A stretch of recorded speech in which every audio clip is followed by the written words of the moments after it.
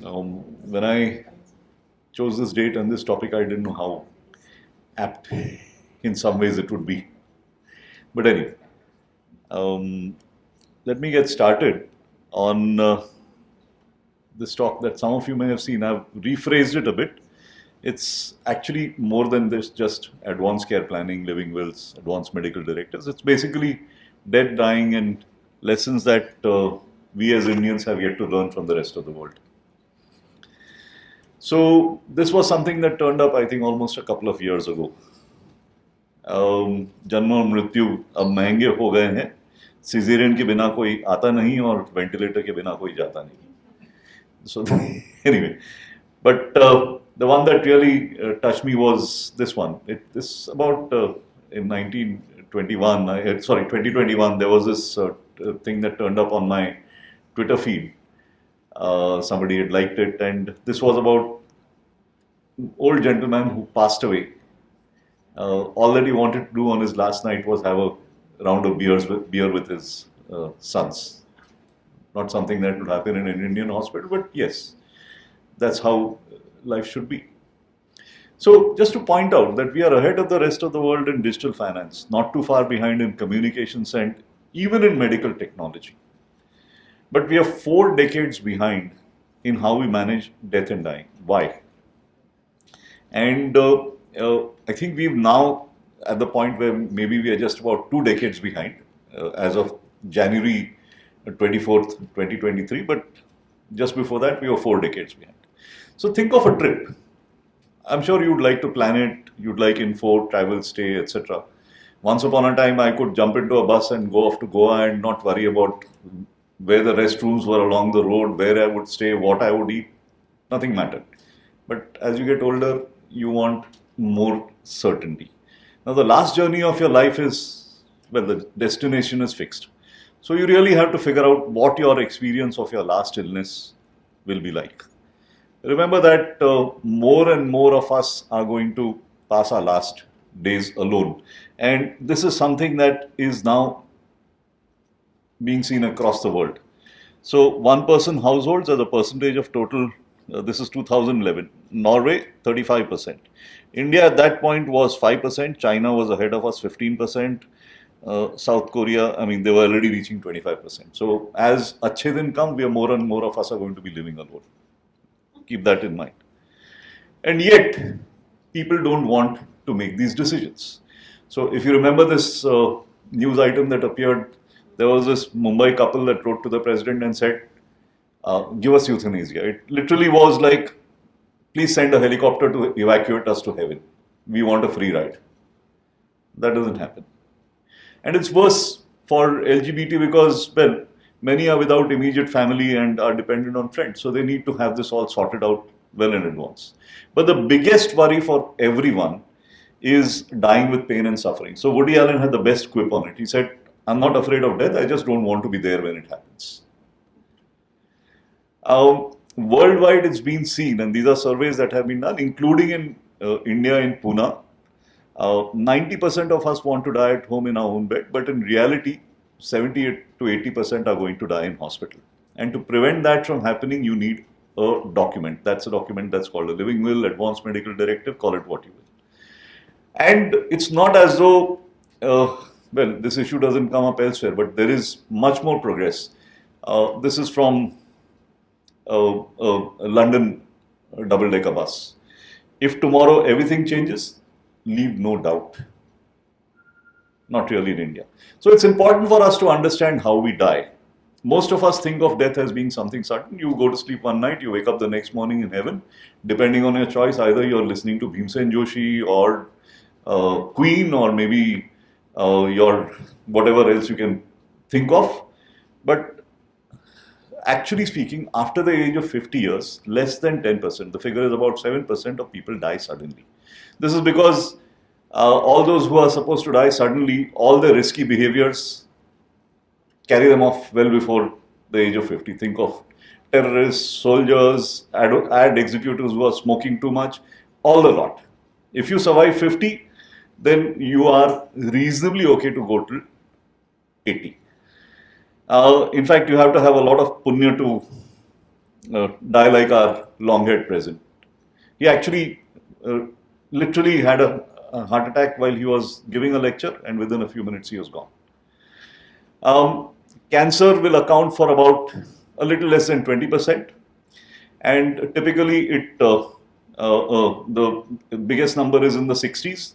And with cancer, you have people who are at a good level of function, carry along until tumor burden crosses a certain point, the second chemotherapy fails, and then they have what is termed the waterfall trajectory with a very predictable, fairly predictable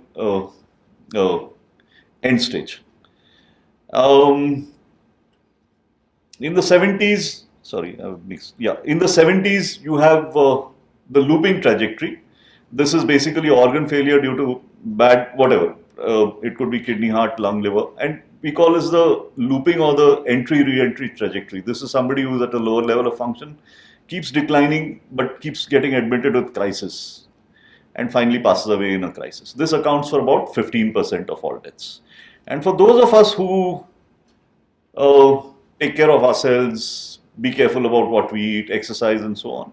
So about 50% of us will end up in the 80s with our functions already low and declining further and further. This is called the dwindling trajectory or the frailty and dementia trajectory. Think of Atal Bihari Vajpayee. He lost election, and maybe I think we heard of him once, and then after that we didn't hear of him until he passed away in 2018. And then there is the fifth trajectory, and this is the trajectory of critical illness or neurocritical trajectory. This is somebody whose brain is hit by a bomb, a bullet, a clot, or maybe just by cardiac arrest, and critical care rescues them. But critical care cannot return them to normalcy. That is very, very small. That's 5 to 10%. So typically, if somebody is in coma, which means a GCS of 8 or less for more than 6 hours, which means all reversible causes are taken out, the numbers are about 10% here and about 60% death. So not a very good prospect. So for about 85 to 90% of us, death is predictable some weeks or months or perhaps years before it occurs. And then, if you want to ensure a good death, you have to know when death is coming to understand what can be expected so that you have the time to say goodbye and maybe perhaps control the timing. Basically, you need to be able to leave when it is time to go and not to have life prolonged pointlessly. You need to have control, especially over where death occurs, in whose presence. You have to have the choice so that you can issue advance directives so that your wishes are respected, and then you need to have access to pain relief and symptom control. But there are three major problems. One is we are not willing to talk about death, and this means that we lose the opportunity to talk about last wishes. One of the most important things is to do a life review. You kind of emotionally settle your accounts, and that is spiritually probably the most important thing. Our laws till now did not permit patients and families to take control, and doctors were scared of making decisions to withdraw futile care, still are. The legal system is more worried about misuse. So 1% misuse, 99% use, no, the misuse is more important. So the default option is to continue till the bitter end. And we have poor access to systems that control suffering. Dr. Smriti Khanna is here, one consultant out of I don't know how many. And she is one of just about 250 odd palliative care physicians throughout the country. Please understand that. Very small specialty to do what they have to do. So think of the last journey of your life. Who has the information, who is planning, and whose responsibility is it to plan? And I am a doctor. I know that patients expect us to prognosticate. Prognostication is not just foreseeing, it's also foretelling. And the way I explain it is, if you do not commit to foretelling, your foresight will atrophy. And when you do this, you have to do this honestly, accurately, and optimistically. And this is a difficult triad. But you can do that with a knowledge of communication skills. Usko mat batao is rubbish that we allow because we are not trained in the skill of delivering bad news. And we need our patients and the families to understand that honesty really is the best policy. Remember that depression and anxiety worsen with concealment and collusion, which is otherwise the rule. So till we reach the stage that doctors are willing to tell and their patients are willing to hear, well, it's don't ask and don't tell. And if you are the patient, the ball really is in your court. So let's get back to the question that I asked. Who is planning your last journey? You, someone you trust, or the default mode where nobody plans? And remember that the worst suffering happens when nobody is able or willing to take decisions. Because if you do, suffering can be minimized with palliative care. Ideally, if you can speak coherently, you decide and your choices and decisions come first. There is no doubt about that. Then comes the question of whose responsibility it is. Well, that asks the question, can you decide right till the end? No. All of us will lose decision-making capacity once the dying process begins. In cancer, that can be as short as hours or days, up to weeks. In organ failure, as you realize, they cycle in and out, so days, weeks, months. And in dementia, years, decades. Then comes the question of who. Again, there is a related question, and that is that of autonomy. That says that I have the right to determine my own future, to accept or decline any therapy, and to decide who decides for me. Is this absolute? Well, at one level, it is a Western concept because the term that we prefer to use is relational autonomy. And there is a Indic term for it. It's called swadharma. Your dharma situated in those around you. So the first decision that we have to take is I decide, or at least I decide who decides, because the last is avoid all discussion or decision making and you get suffering by default. So when you look at how people break into this, it's I decide versus somebody else decides. There's not too much information that applies to various populations because different demographics, different people will have a different perspective on this. But roughly, my own guess is that about 2/3 of people would want to decide and about 1/3 would want to avoid this decision making. And those who decide either are autonomous because they say, this is my body, this is my life, I decide. Versus altruist, I don't want to trouble anybody and I want to make these decisions clear cut. And most of us kind of overlap in this space. But amongst those who say let others decide, some people will authorize by explicit authorization. Some people will trust their families or people around them to take this decision implicitly, and some obviously will avoid.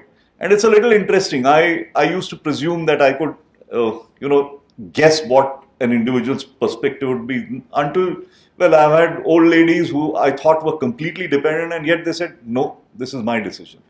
And I've had an intensivist who said, no, my wife is going to decide for me. So everybody takes their own choice and we leave that to them. But avoiding is not unusual. It's something that has been recognized since the time of the Mahabharata. This was one of the Yaksh Prashna. What is the greatest wonder? And Yudhishthir said, day after day, countless creatures reach Yam's abode, yet those that remain behind believe themselves to be immortal. What can be more extraordinary than that?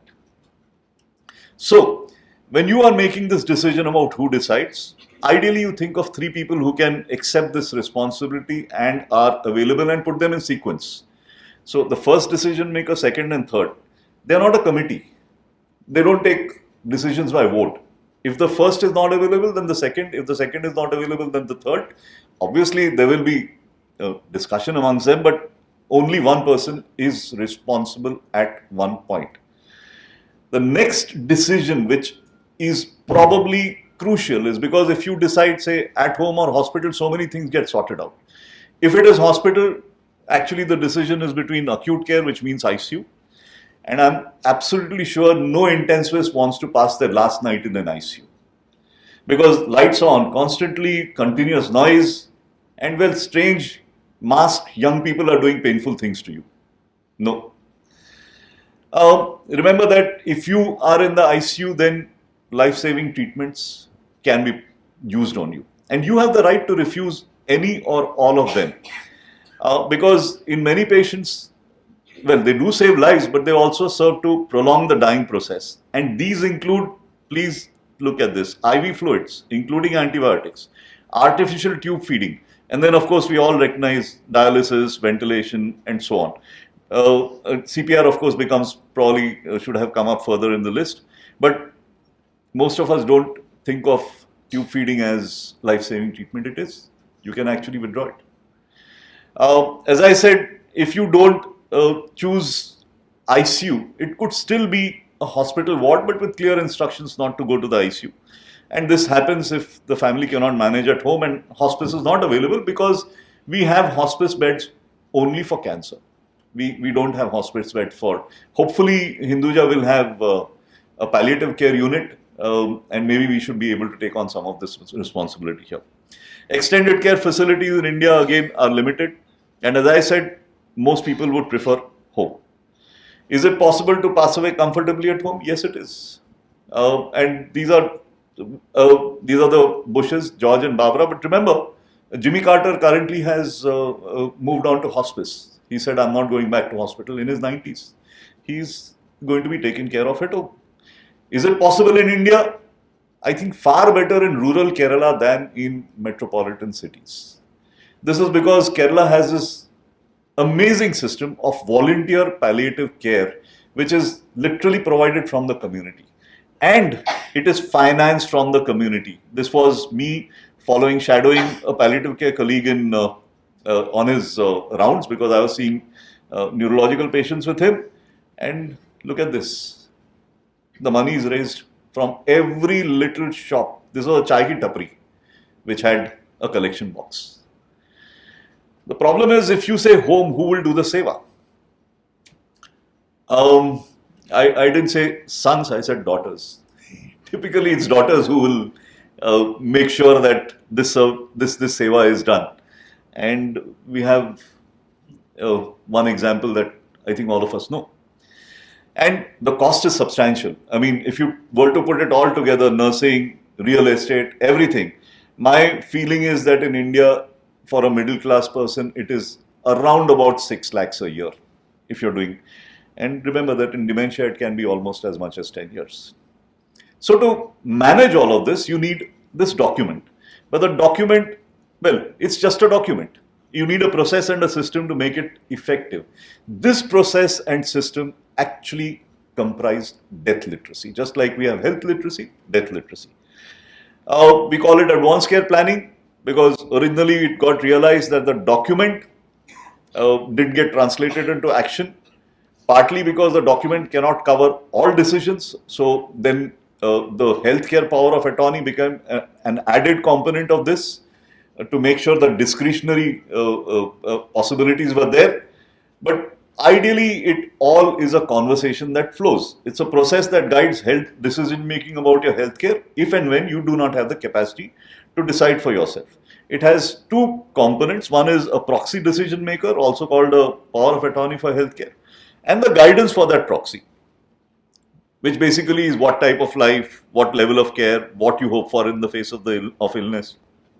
All of that basically is the living will. The document that we recommend, that my group has kind of put together, I'll show you the source, is this. This is not the final one. This was the one that we put up almost about 2 years ago, but this is reasonably complete. We hope to have a more formal one out soon, but this is workable. Basically, an adult, if the time comes that I can no longer take part in decision making with regarding medical treatment, this declaration will be the final expression.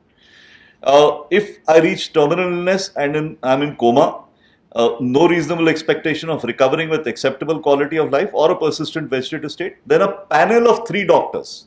This is what Indian standards are. It cannot be a unilateral 1 doctor decision. It has to be 3 doctors. If any or all 3 of the above situations are confirmed, then I should be deemed to have declined to receive the following life-sustaining treatments, and you are entitled to kind of tick or cross or whatever, plus add in freehand any other instructions that you have. So if somebody says, until my children come, keep me on the ventilator, and so on, that's fine. So you can add that. And then you have the proxy decision maker. Now, here you have a longish sentence. It says to secure compliance with this declaration and to make medical decisions as maybe people can do cross this out and say to secure compliance only, no discretion.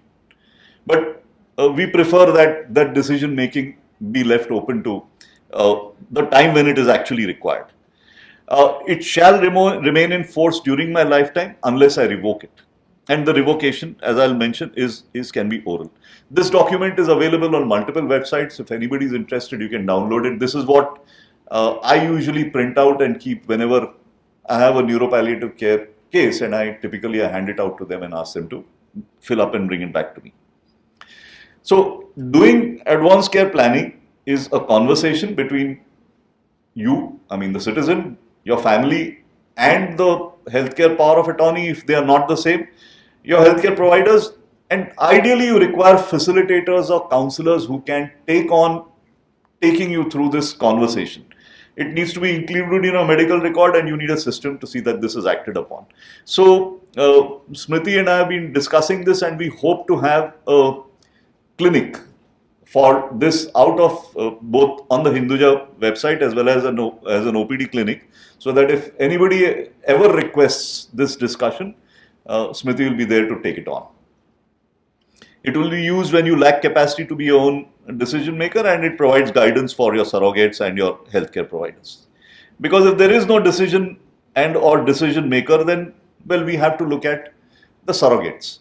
And unfortunately, we have no legislation to cover this. For instance, in the US, you typically have this whole surrogate hierarchy. If at all, the only one that we have is the AIIMS Delhi end of life care policy, which was published in 2020, which has this list. Our group was part of making this document. So you can see it is spouse or de facto spouse or person with whom the patient lives, is in a relationship, then adult children, then available parents, then available siblings. So I've had a patient's mother angrily tell me that my bahu can't make this decision. I am the mother. I said, no, sorry. The bahu comes number one. You come after his children. She didn't like that at all. For those outside conventional family structures, being able to actually appoint a healthcare power of attorney is crucial, and the Supreme Court has authorized this very, very clearly. Right. So when do you do this? Now, either it is trigger events with a new diagnosis or hospitalization in later life, or a change in care needs when somebody becomes more and more dependent. But actually it's any time, because it always seems too soon until it is too late. So let me take you through this anytime. For somebody who's young, if catastrophic brain injury is something that worries you, if you think that you do not ever want to be neurologically disabled and dependent, having somebody clean your bum and so on, then this is something that you need to think about. So I have two poster boys here. Barack Obama made his advanced medical directive and announced it. Both he and Michelle announced it at the time of his first presidency, somewhere when he was about 48 years old. Why would he do that? Well, simply because the US president has an occupational hazard of being shot in the head. Right? What about Michael Schumacher? Went through his racing career. We have no clue if he ever did this. But 3 years after he had accumulated a nice £500 million fortune on a skiing trip, he had a stupid accident where he just toppled, somersaulted, cracked his skull, and 3 years later cannot stand or walk unaided. I find it hard to believe that he never thought about it all this time. So that's the first for normal people. Then for older people, when any illness starts, so this basically is to make sure that if there's any bad outcome, it's obvious if somebody has a cancer diagnosis, but there are others also. If somebody has a massive myocardial or a bad stroke, then you need to start thinking about this. And ideally, I think after the age of 60 years with any new diagnosis, I had this patient with a very large, I wouldn't call it massive, but very large intracerebral hemorrhage. And frankly, I had suggested not doing anything, but the husband insisted. She got operated, a decompressive craniectomy was done, and actually in 6 months all the tubes were out. 3 years later, she was completely paralyzed on the left, able to feed herself, control urine and stool, and could speak. And she didn't like what had happened to her. So the husband one day just broke down in front of me and said she was a tennis player. She keeps asking me, why did you have me operated? In fact, her brother came the next day. He is an army doctor and he was very upset at my decision. We have no support. My daughters live in Mumbai. They have assured me they will take care of her if I'm not there. But right now I am all alone. And that is the dilemma of the caretaker. What if she had a living will? Well, the last is when we identify terminal stage, when we expect that somebody's survival is 1 year or less. And here I'm going to give you this example of 3 famous nonagenarians who passed on in 2018 and one in 2022. George and Barbara Bush, shown you these pictures earlier, died at home, literally in Darbar, with dogs, cats, children, grandchildren, everybody around them, smiling, lovely photos. What about poor Atal Bihari? He died on ECMO after 10 days in the AIMS ICU. And Lata Mangeshkar had those incomparable vocal cords raped not once but twice. So my dictum is, if you are an Indian VIP, you are going to be tortured to death. So if you look at George and Barbara Bush, how did they manage their last days so smoothly? Because they took charge and their system worked for them. And what is a system? Well, the system is called Physician's Orders for Life-Sustaining Treatment. These are luridly colored forms that can be printed and filled out, and you can put it up in the electronic record. You can make multiple copies. Typically in the US, if you've done this, then it is put up on the fridge door under a magnet. Because if you're found unconscious by paramedics, that's where they look first. And they follow whatever it says. This is because nobody can go and hunt for a living will at that moment. You need these things to be cleared up.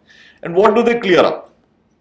If somebody is found in cardiopulmonary arrest, you have a simple answer.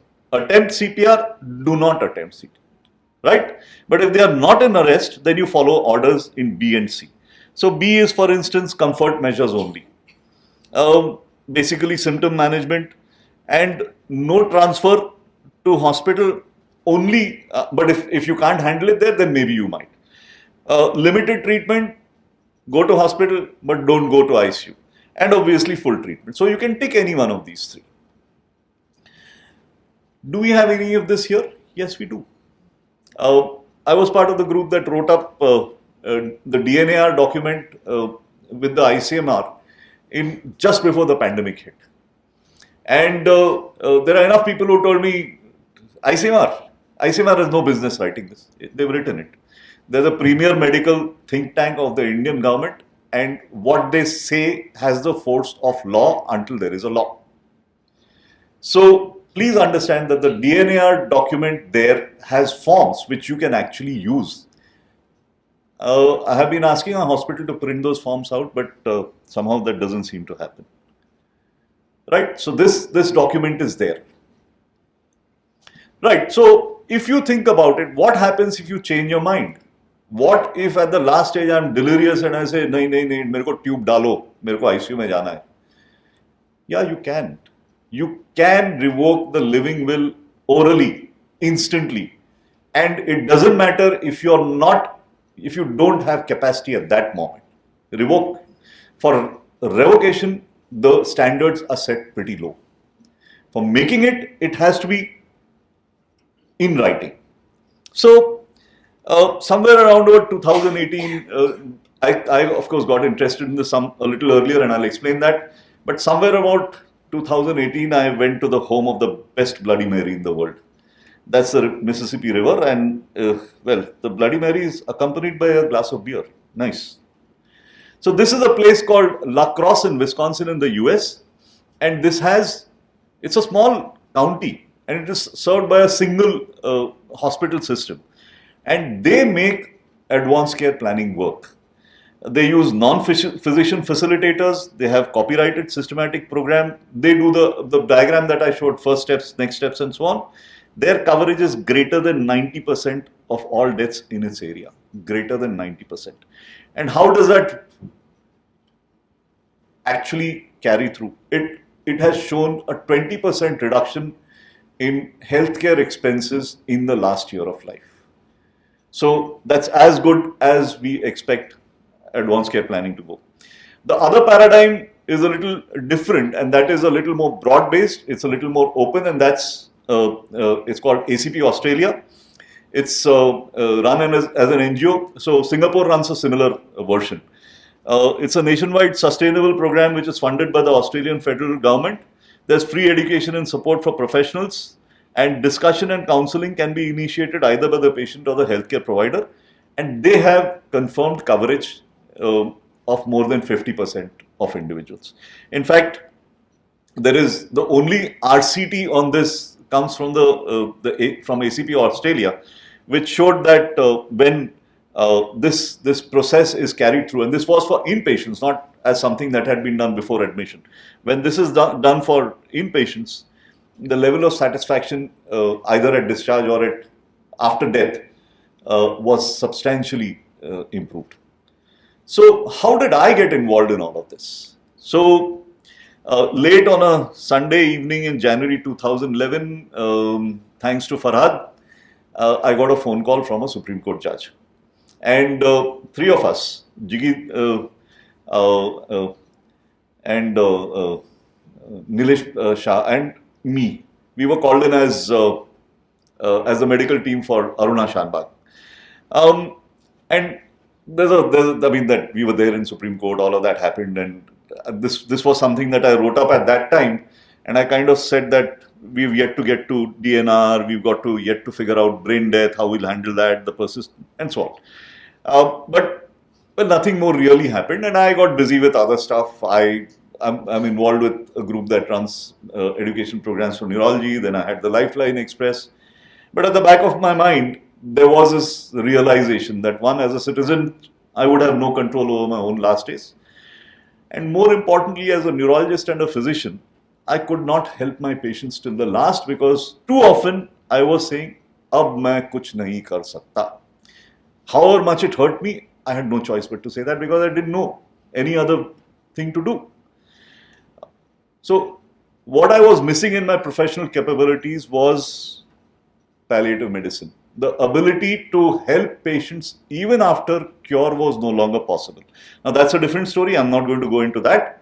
But I had the opportunity to go for a advocacy forum training, and it did all the usual things, mock TV interviews. And the mock TV interview, well, I was asked for a quote which became a soundbite.